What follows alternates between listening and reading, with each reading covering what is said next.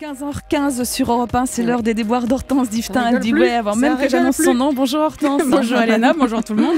Alors combien de langues étrangères maîtrisez-vous chez les Diftins? Je ne sais plus. Non, mais on n'arrête pas de nous dire que les Français sont mauvais en langues étrangères. Ouais, même pas vrai. Eh bien moi j'ai envie de dire que si les étrangers sont aussi bons que ça pour apprendre les langues étrangères, qu'ils ne se gênent pas.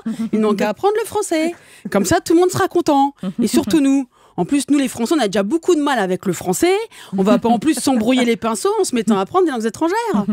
D'ailleurs, il paraît que c'est pas les Français les moins bons en langues étrangères. Il y a les Belges. Ils sont pires que nous, les Belges. Je sais pas si c'est vraiment rassurant, mais c'est déjà ça. Et il y a les anglo-saxons. Les Anglais, ils parlent pas un mot d'étranger. Ils parlent pas beaucoup le français, les Anglais. Croire que ça leur sert à rien.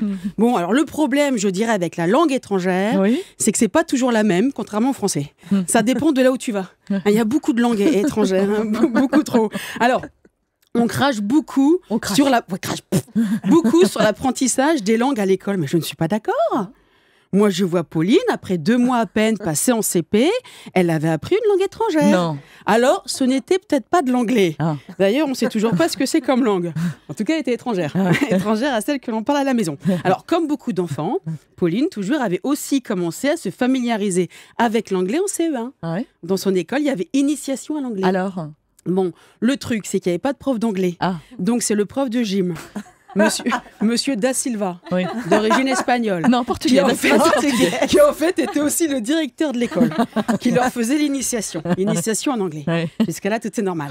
Enfin, en tous les cas, au bout de 3 ans d'initiation, n'empêche qu'elle savait dire son prénom en anglais. Paolina.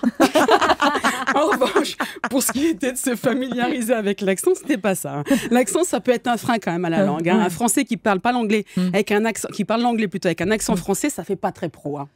You must create confidence. It's the first aim. You must the people first. Quand même, tu peux pas faire beaucoup de métiers quand on parle comme ça. On peut pas être président. Non, on peut pas. Bon, alors, mais nous les Français, on a surtout un problème avec le the.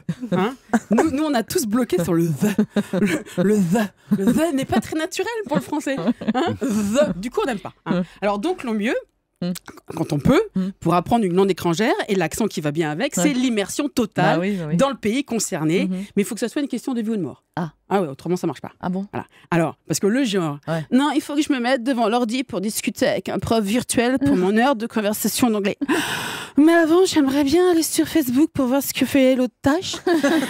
Et puis j'ai faim. Et puis en fait, j'ai une grosse flemme. Non, mais quand tout est dit, c'est fait, je commence demain.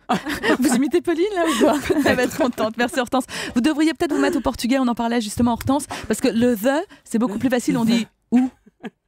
Donc voilà, ça peut servir sur la plage de Copacabana.